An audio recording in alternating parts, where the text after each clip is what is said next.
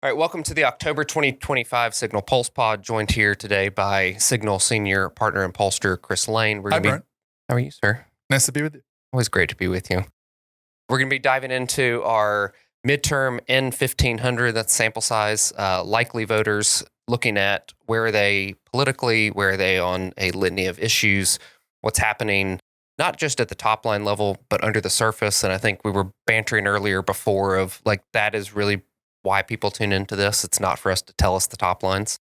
It's for us to really dig into like, how do we see what's happening, why it's happening. And I really look forward to getting into that with you today. We're going to be doing a couple segments. Our data versus dogma, we can go a little bit deeper because it's a pretty deep topic of political violence.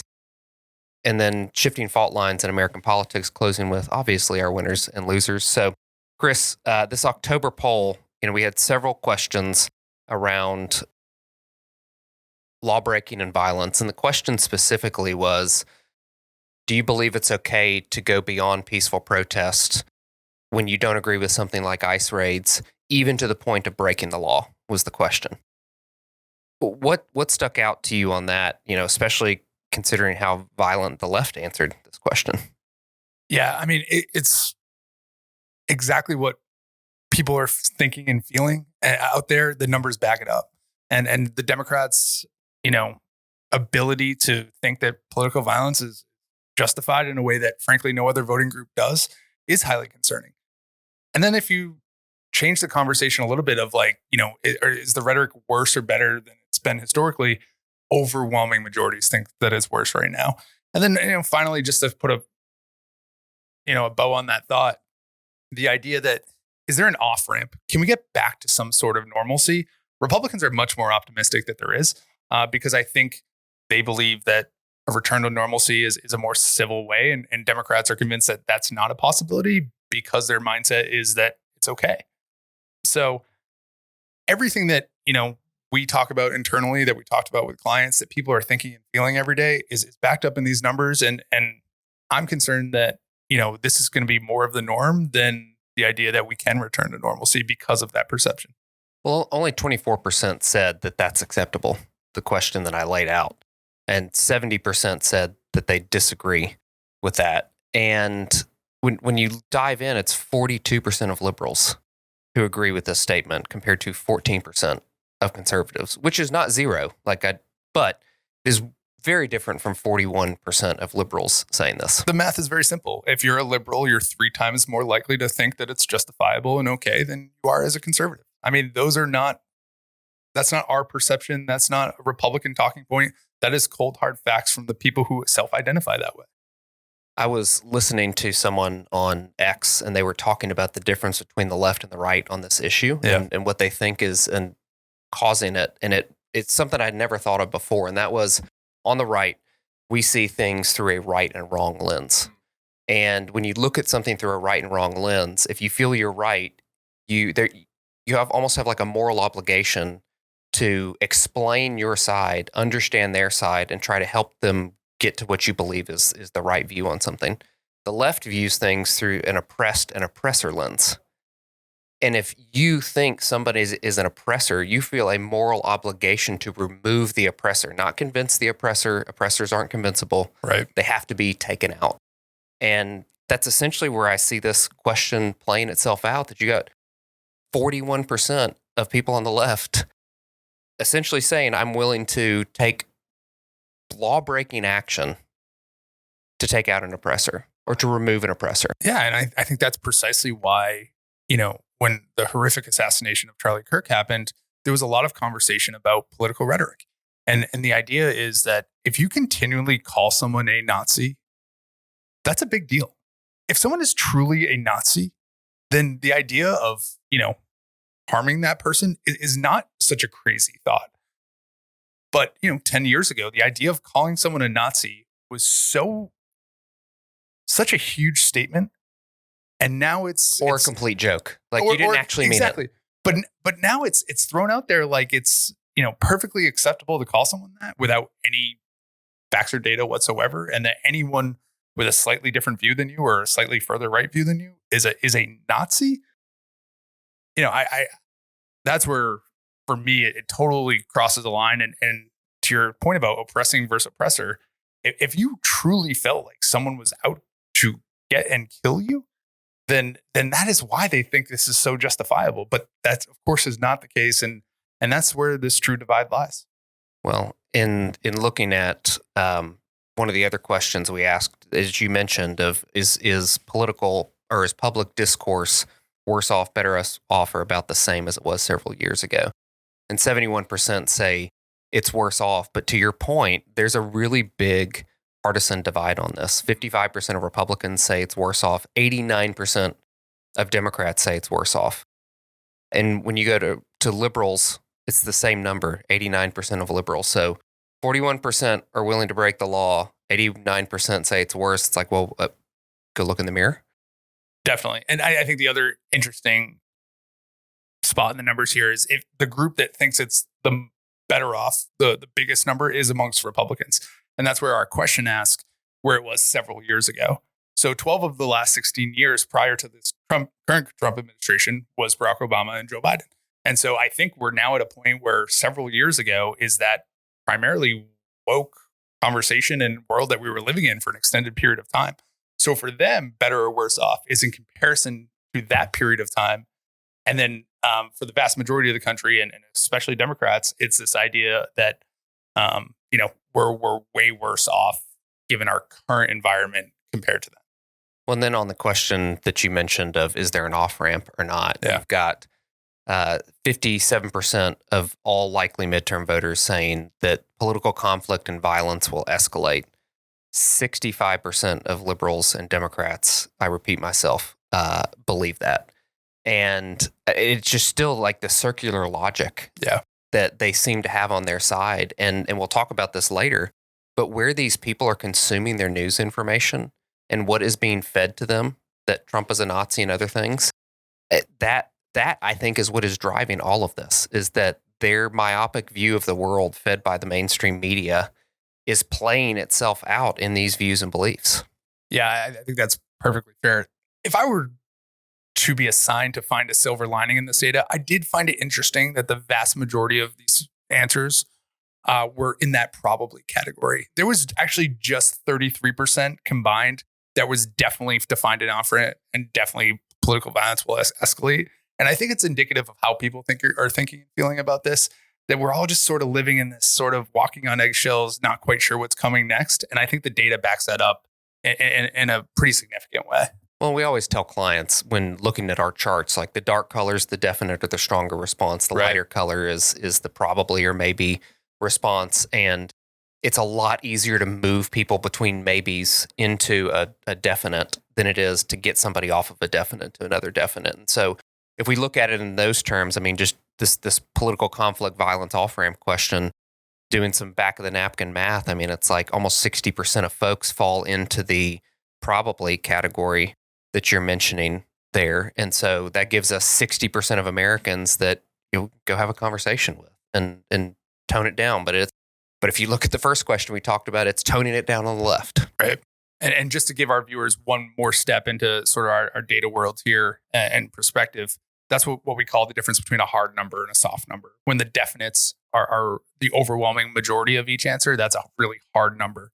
Donald Trump is notorious for having the hardest numbers one way or the other. You either very favorable or very unfavorable. Yeah.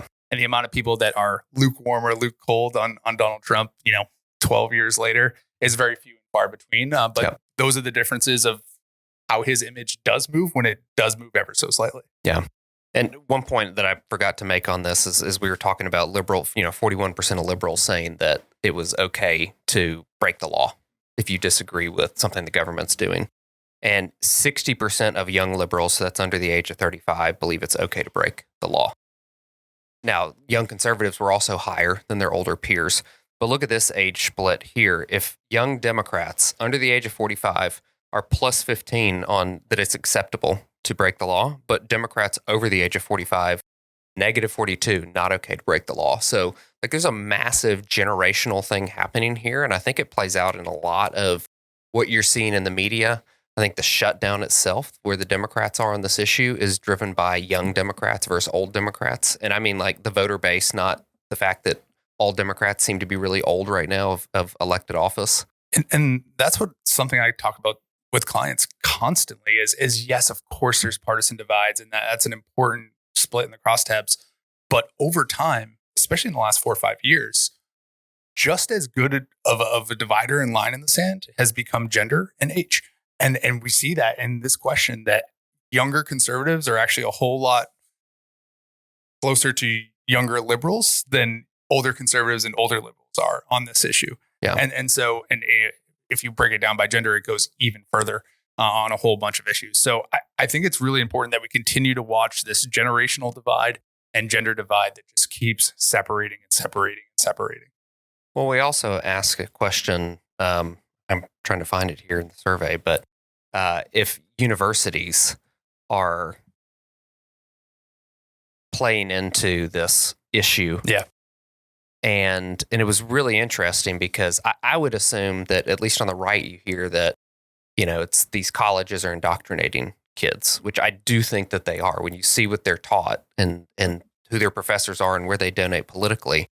But it's also the piece of, the younger generation is more college educated than the older generation. I mean, if you look at not just census, but if you look at voter registration and then go to likely voters, the number of people under the age of 45 that have a college degree compared to the number of people over the age of 45 that have a college degree is drastically different. So, like, don't tell me it's just young versus old. Like, why are the younger people more radical on both sides, but definitely way more on the left in their views? And like, college is the one factor that really plays a difference between those generational attitudes, I believe.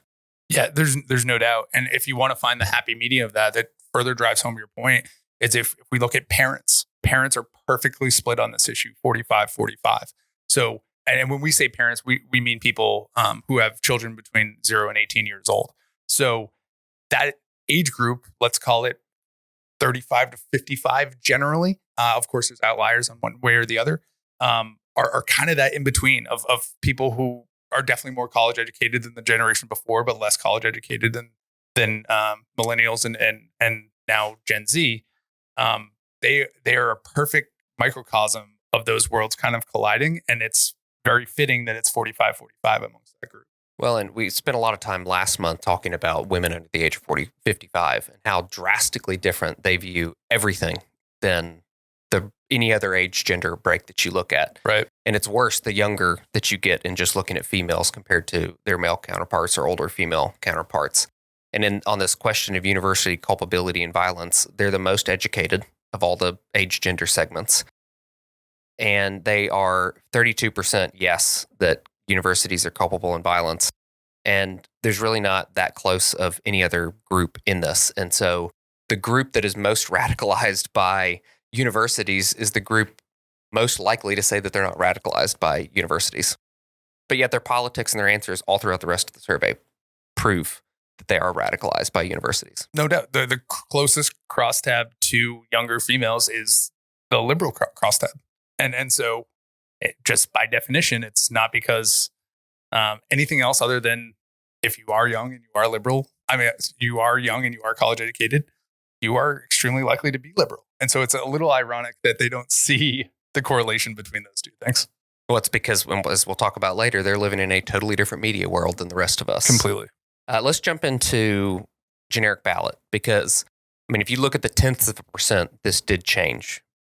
We tend to look at round numbers and compare because those micro movements, matter in an election that's 1 point apart. But this far out to look at minor top line changes is not really worth talking about a whole lot. But when you when you open up the hood on this generic ballot question, there's really big shifts. What drove the largest shifts underneath that really essentially canceled each other out on the top lines that you saw? Yeah, the trend that we've seen in recent months is the group that has been the strongest for President Trump and the strongest for Republican votes are those newer Republican voters. And the newest Republican voters are non-college educated men. And so we definitely see a slight drift. But I just want to make sure we're driving home for viewers. It is slight. It is really slight. Now, slight is the difference between Donald Trump losing in 2020 and winning in 2024. So slight matters. But this far out, I just want to make sure we're making that distinction between those two things. And I think one of the reasons that's driving that is we see healthcare really start to creep up in our top priorities. And for those non-college educated folks who see real increases in their healthcare costs, they're getting worried about it. And Republicans have made some serious promises heading into this election cycle. I think they're in the process of trying to address those. Immigration and inflation and now this healthcare issue that is spearheading the government shutdown. It's going to be fascinating to watch and something that we absolutely need to keep an eye on. Well, and if you lose some on college-educated voters, and we showed about a 7-point shift away from Republicans, and the way we calculate that is if Republicans lost 3 and Democrats picked up 4, we call that a 7-point net shift. And that non-college voters, and there really wasn't that big of a difference by gender on non-college educated voters, shifted away from the Republican about 6-7 points. And then college-educated voters, the group that for the last 15 to 20 years has been shifting away from Republicans, right, had a similar shift driven more by college-educated females, which is a group that you and I probably don't talk about a lot because that's not like fertile fishing for Republican candidates. Right. They had a 10-point shift, college-educated females, towards Republican, away from Democrats, 5 towards Republicans. And so this, of course, washes itself out in when you look at what a likely voter makeup is between college and non-college in a midterm. But I just found that really fascinating. And then, Mike Kemp on our team dug into what are some of those things that are potentially driving these shifts, because we saw, again, inflation and economy drop as a top concern. I believe it's now in second place behind threats to democracy, which is code word for bad orange man. And But if you look at, where did those people who were saying inflation and economy go? And among college-educated voters, we saw illegal immigration jump up. And among non-college voters, we saw a doubling of the healthcare issue between September and October. And then we've started adding verbatim questions after that top issue question saying, why did you pick that? Like, why is that your top issue? Right. And when you dig into that, again, all Mike Kemp's work here, but when you dig into that, college-educated voters, especially women, which shifted more than college-educated men, said that it's the illegal immigration issue and how it ties into everything else, that it's taking resources away from Americans, that it is costing them more money. Like this is the winning message I think Republicans need to have on the issue of these ICE raids and illegal immigration, which is the reason you can't buy a house, the reason your rent just went up, the reason that your groceries cost more, the reason that your kids' schools are overcrowded is because of illegal immigration. And we have to fix this issue. It's not fun. Some people have been here for a very long time, but guess what? They still came here illegally. If you murdered somebody 15 years ago, we don't go, oh, well, he's been a good citizen since then. You open up the cold case and you arrest the dude. Like, I don't see why it's any different that somebody who broke the law coming here gets a pass. And college-educated voters are making this connection. And I wrote about this in the book that I have coming out, America's Emotional Divide, that the immigration issue was a cultural issue, not an immigration issue. It had nothing to do with, I don't like these extra people who don't look like me around. It was the consequences of all of it and how it was changing our country. And then on the non-college side, on the healthcare piece, it's around affordability and access, which is, I also think, an opportunity for Republicans to get in there and say, do you want to know why your healthcare costs so much? Do you want to know why we're having to spend so much on Medicaid? Because we're having to pay all these healthcare bills of tens of millions of illegal immigrants. When you don't get your healthcare bill paid, you pay for it yourself. Right. And so all of this is economic and cultural, but the Republicans aren't framing it that way currently. Yeah, it's an excellent point. And thanks to Mike for all that digging he did into that data. It was fascinating to read the takeaways. I want to say a couple of things. First and foremost, people here give me a hard time because I'm from a very blue state. And so a Massachusetts Republican tends to be a slightly different place than other Republicans. But most of my caucuses I work with are blue and purple states. And 6-7 years ago, immigration was something that we would run away from as fast as humanly possible. It was a loser. Talking about the wall was a problem. It was viewed as inhumane. All the media narratives around that, we were losing on that issue in a major, major way. And then over the last few years, there has been a seismic shift and it became a major, major winner for us. That leads me to my point of the top priority. And you just mentioned threats to democracy has become the number one issue. And I don't think we can gloss over that, because this is the first time that the top issue has not been inflation in the economy or immigration in the better part of a decade. And so here we are as Republicans in 2022 and 2024. The top two issues almost exclusively were inflation in the economy and immigration. And we ran on those issues a lot. And those were good Republican issues as the top two priorities. Now we see this shift, and we have threats to democracy as the number one, inflation in the economy, which, as we learned last week, is no longer pinned on Democrats. People hold Republicans more responsible for inflation in the economy, and now healthcare. And so I think it's so important what you just said of how we frame these conversations around illegal immigration, because my fear is illegal immigration is dropping off as a top issue because people are viewing it as solved or being solved because of how well President Trump has done on the border. But what you just pointed out, and what's more important, is how does the border tie to every single one of these issues? How does it tie to housing? How does it tie to budgets? How does it tie to migrant soldiers? How does it tie to healthcare? All of these things get tied back to that issue in such a significant way that is a winner for us. And so we have to make sure we're talking about these things in the right way. So excuse my my stump speech there, but I just want to make sure we're recognizing that we're at this inflection point that is different than what we've seen for almost a half decade now. And how this progresses over the next 13 months will be the difference between having a Republican-controlled Congress and not. Well, you and I were talking about this yesterday of like, how do you take issues and make them issues? Right. And my core belief is issues are tools to cast the other side as out of line or radical or extreme. And Democrats historically have done a better job at casting us on abortion and even the illegal immigration issue or the border issue 10 years ago, like you're talking about, you know, compared to, you look at 2022 and 2024, and the issue set was almost identical.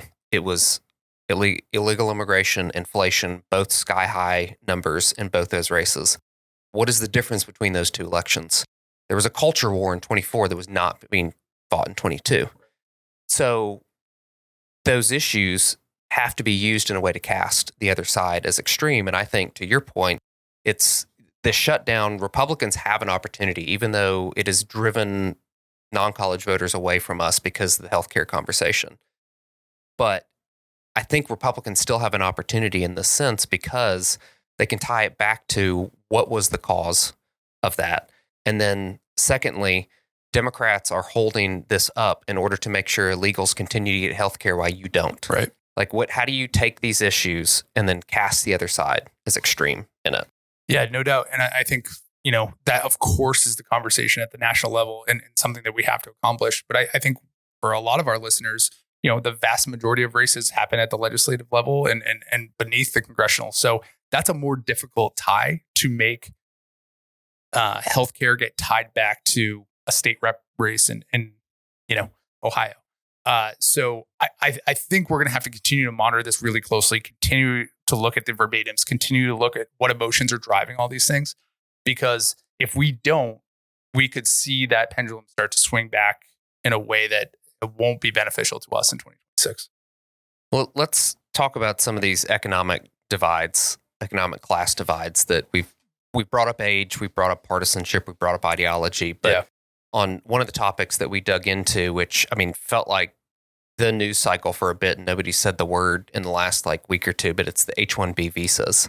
And I think this also ties into the, you know, Trump is for protecting Americans and the Democrats for protecting foreigners and folks who, you know, we're trying to bring here or we let them in legally or illegally, whatever it is that contrast. And so the question was essentially, you know, do you believe that H-1B visas, which is a tool that corporations use to bring in skilled, usually knowledge workers, and they tend to pay them drastically less than they would pay an American for the exact same job.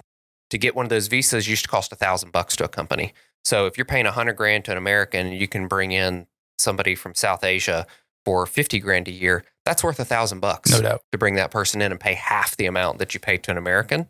So Trump skyrocketed that up by an executive order to $100,000 per.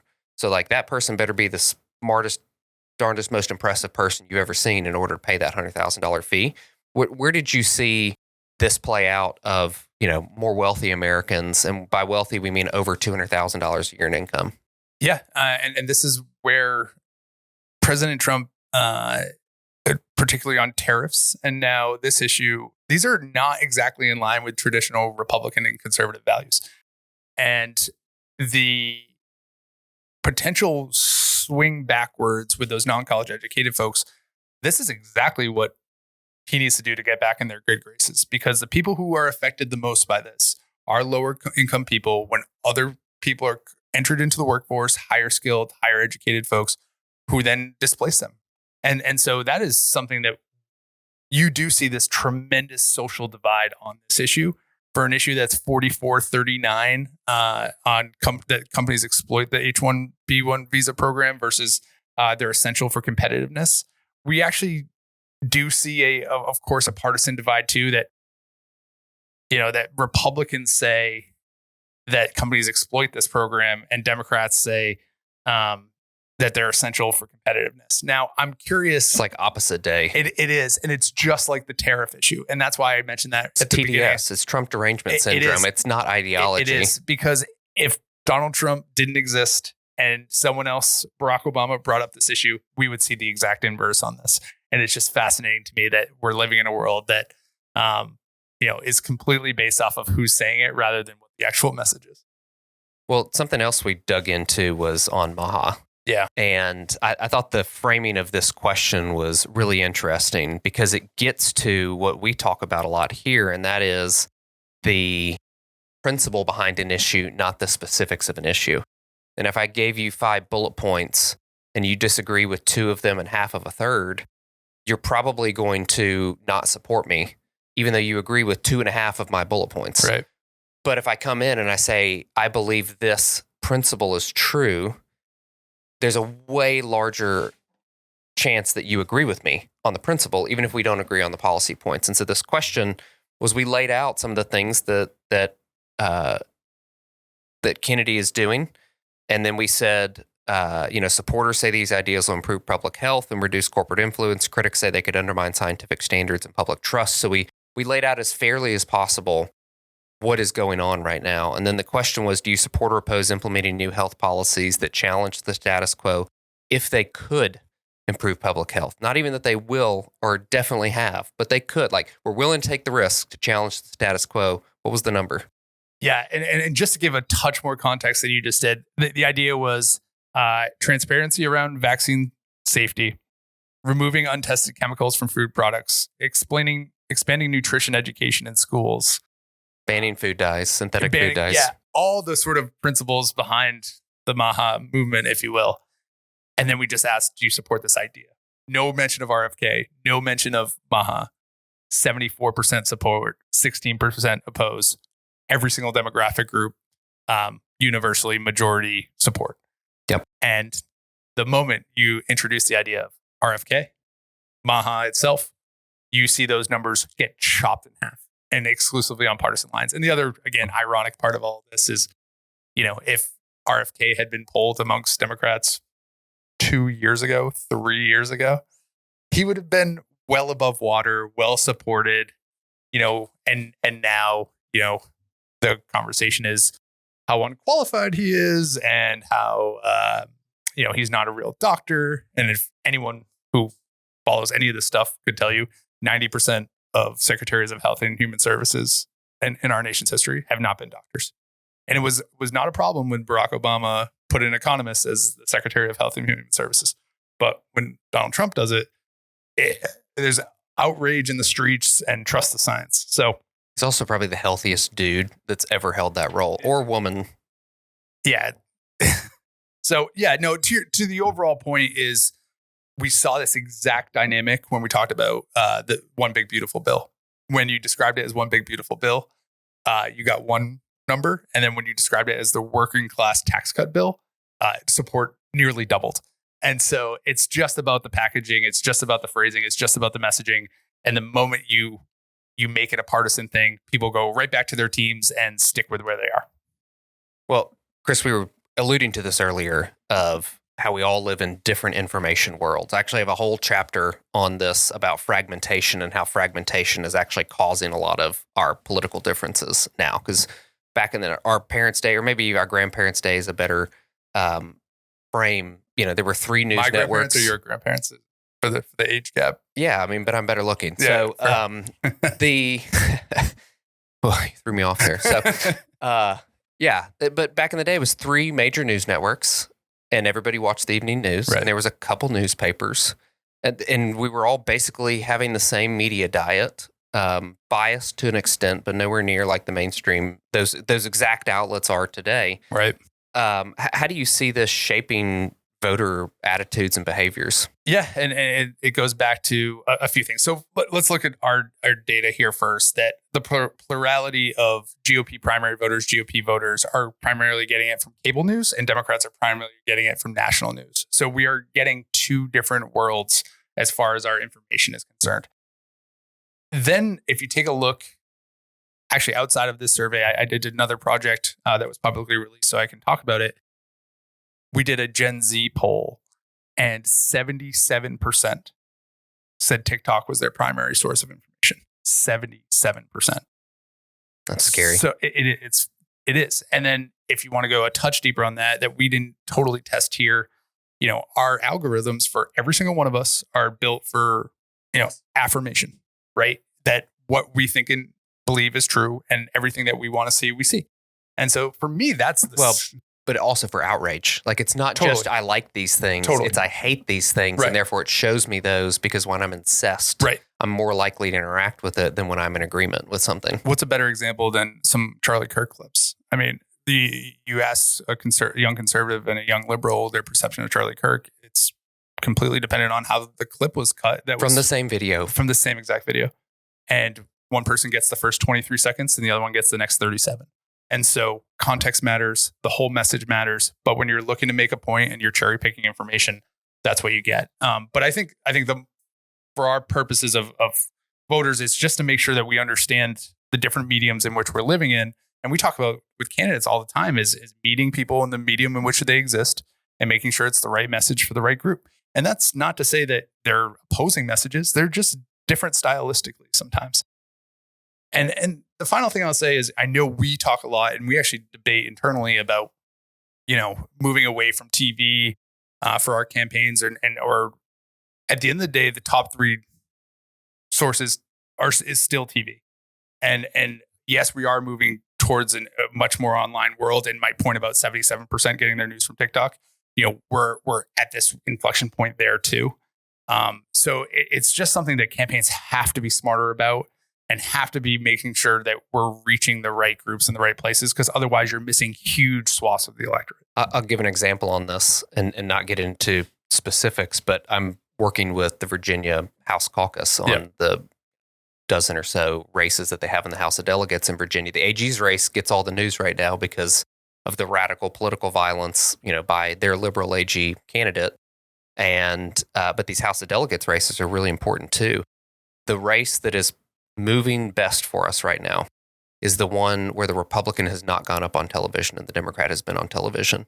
And the Republican has been using lots of digital, YouTube, direct mail, texting, other addressable mediums to reach voters. And then they'll go up on TV a little bit at the end. But the Democrats have been super heavy on television, and the race is moving our direction better than any of these other races, because they use the polling data to figure out, where am I going to get my folks? And guess what? Boomers are now Democrats. And what do boomers do? They sit on national television all day long. And they're consuming this diet. That's where they get this Trump is a Nazi thing from, and do their stupid No Kings protests, because, like, what the heck does that even mean? Like, nobody thinks he's a whole other point. But it's all because they're consuming this national news, and that is the national narrative. And one thing that stuck out to me very interestingly was that for voters under the age of 30, 51% of those who were independents got their news from YouTube. 52% of Republicans under the age of 30 got theirs from YouTube. 35% of young Democrats from YouTube. Where did young voters get their news from? More likely to get it from national broadcast than YouTube. So even among young voters, there's a very different, why do we think that young Democrat is more radicalized than their Republican and independent peers of that exact same age group. Well, here's one data point. I can't say this is exactly causing it, but it's got to be at least correlative to it. And let's talk about what you getting your news from YouTube means. That means a ton of different sources and very limited barriers to entry and the ability to sort of explore this in a wide-reaching way. That doesn't happen on the national evening news. No, you're watching a story in 45 seconds on the national news with one perspective. And some guy or three guys are sitting around on their couch Right. for 45 minutes talking about the exact same issue and probably providing multiple points of view on that issue. They're all three not going to, you can't spend 45 minutes on something you agree on. Right. Like only debate can take 45 minutes. And so, it's encouraging for me, where I think young independents are going to go in the future towards the Republicans. But it worries me that young Democrats are going to become even more radicalized than they already are.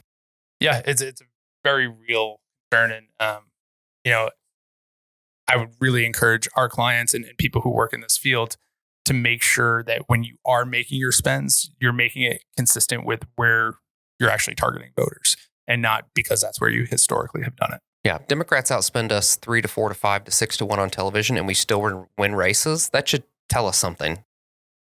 Let's go to the last topic here, because I think this might be one of our longer Pulse Pods that we've done. It's been fun. I blame me for that. I apologize. So we ask folks, if given the option, would you rather travel to the past or to the future? 52% said the past, only 30% said the future. Actually, because I was so shocked by these results, because I'm in the future category, I'm also a college-educated male. We're the largest group next to black voters that said the future. Right. So I'm definitely in my little future bubble here of college-educated men, but I polled our team on this too. And we've got folks all over the world who work here at Signal, and the results were pretty darn close to this. Can I tell you how disappointed I am in you? And the future seems so cool. Being surprised by this. Brent Buchanan is one of the best pollsters in the country, and I've learned so much from him over the last 5-6 years. But the number one thing I've learned from him is how emotions drive votes, and how we need to always be worried about the end user, which is the voter. And the number one thing that drives emotion is the idea of nostalgia and make America great again. And we talk about this all the time. The whole point of MAGA is contingent on the word again. You used to have something, they took it away from you, and he's going to give it back. That's what that means on the underlying. And what's more powerful? Trump's agreeing with you on the statement, what's more by the way. powerful than that? So, I don't know if we can get in the frame. There we go. Look at agreement here. Why, as you who preaches this so strongly and have been so right and just wrote a book on America's emotional divide, are you surprised by the idea that people are more fascinated with the past and what has been and the rose-colored glasses in which they look back on it than some hypothetical future in which they have no ties to? I've already been to the past. That's where I came from. I mean, unless they mean the past, like Jesus or, the Revolutionary War or verse when I was 10. I know we're well over time, but now I'm fascinated. Did you interpret this question as your own past or historically the past? It was my first view of the frame of the question. And then I thought about it further and I was like, it'd be kind of cool to go back to some of those, but I would like to see what riding around in spaceships is like too. Interesting. So I kind of viewed it as both the idea of, reliving with certain family members and loved ones and really wonderful times in your life that you want to relive that you may miss now, and the idea of exploring a world which you know about and know existed, but have no physical connection to: the Roman Empire, Jesus, all of these potential different things that you could visit. Do you think about the Roman Empire every day? I don't fall into that category, but it was the one that popped in my head. So apparently the cliche sticks. But yeah, I think that's so much more attractive to people from an emotional standpoint than the idea of this unknown and thing that who knows what it could be. And there's no comfort in that, which is why I think the past is so much more comforting and knowing what's going to happen, which is why we watch The Office for the 12th time rather than starting a new TV show. So with all the respect in the world, I am disappointed in you and your shock at the answer to this question. Okay, I wake up every day wondering how I can disappoint you, Chris. And I succeed a lot of days. So last thing on this point that I thought was really fascinating, and I have no answer for it. If you voted for Kamala Harris, a quarter of them were unsure how to answer this question. 34% said the future, 41% said the past, and a freaking quarter were unsure. Like, maybe there's something to like mental state of Democrats in that you can't even answer this question. I mean, the data has been remarkably clear from every source possible that, Democrats, particularly young Democrats, are the most anxious, unhappy group of voters that exist. Yeah, so they don't want to be here and they don't want to be there. I mean, we could do another 2 hours on this, but let's lay out there. Okay, let's do our winners and losers. Who are your winners? Who are your losers? So I think my winners is the idea of MAHA, the idea of attacking these things, and it's a really good lesson for those working on that initiative that the public is with you on the real pillars of this. Where I would caution them, and the data that I've seen is that there's a couple losing issues that tied into this. So it's like running a ballot question. When you're on the yes side, you have to answer every single question, and all the no side has to do is poke holes until no ends up in the majority. And so the MAHA people, I would just encourage them to get rid of some of these losing issues, because the country is so with you on so many of these other things. And then, as far as losers are concerned, I don't know how anyone could look at anywhere other than Chuck Schumer. Chuck Schumer is at 30% favorable to 51% unfavorable, almost a 2-to-1 margin. His hard favorable number is just 11% of the country. What about his own party? Very favorable. No, it's not. Good. It's no, I'm sorry. I was just finishing my sentence. Okay. 11% of his favorability is very favorable. 20% of it is somewhat favorable. Amongst Democrats, 53-25 fave on fave. So, and less than half of that is very favorable. So just 23% of Democrats view Chuck Schumer very favorably.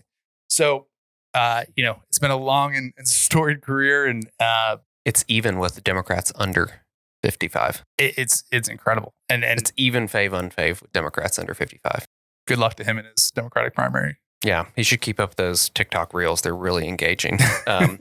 Okay, my winner is Republicans being most optimistic on there's an off-ramp to the political violence and the rhetoric, and that things can get better in that realm, because you don't go work towards something unless you think it's possible.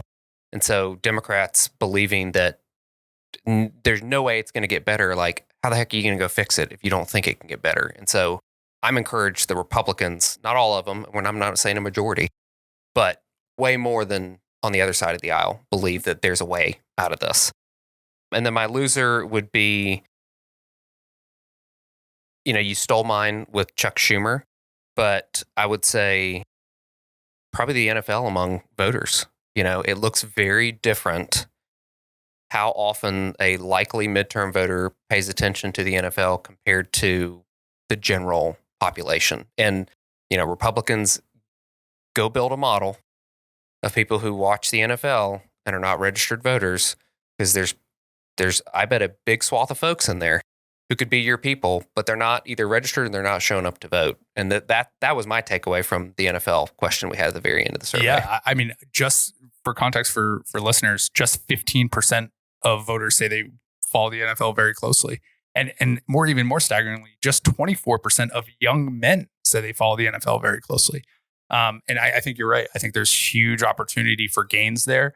And in a world in which we talk about all the time, will newer voters brought into the Republican Party, brought into the voting system by Donald Trump, continue to vote after Donald Trump is no longer on the ballot?